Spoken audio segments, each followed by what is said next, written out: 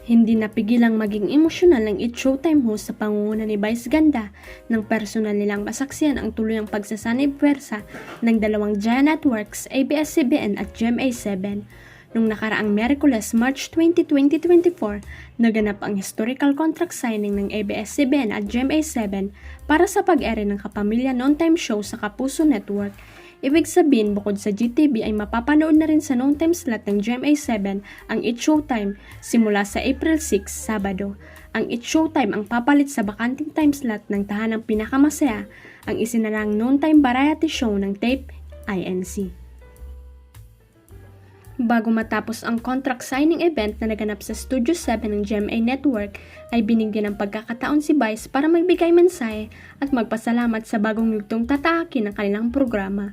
Anya, hindi ito mangyari kung hindi dahil sa tiwala, malasakit at pagmamahal ng GMA7 sa ABS-CBN.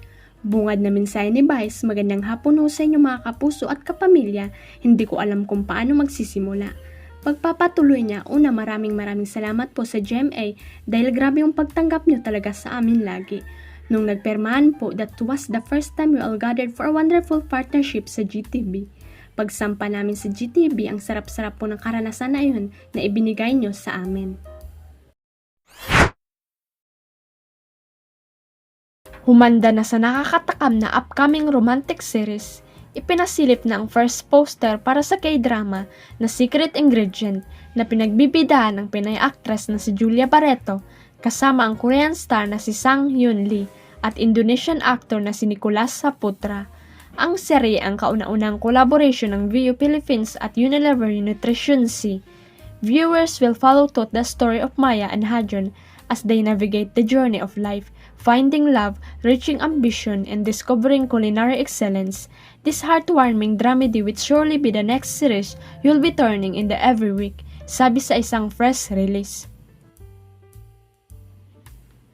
Kung matatandaan noong January nang unang inanunsyo ang kaabang-abang na K-drama series ni Julia, gagampanan ng Pinay actress ang role bilang chef na si Maya at si Hyun Lee ang kanyang leading man na gaganap bilang si Hajun. Si Nicholas naman ang head chef ng actress.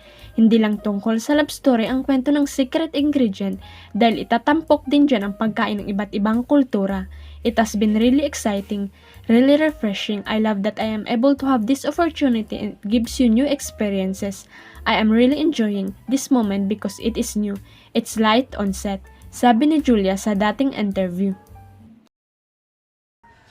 Huwag kalimutang i-click ang subscribe button at i-ring ang notification bell para sa latest at legit chika updates.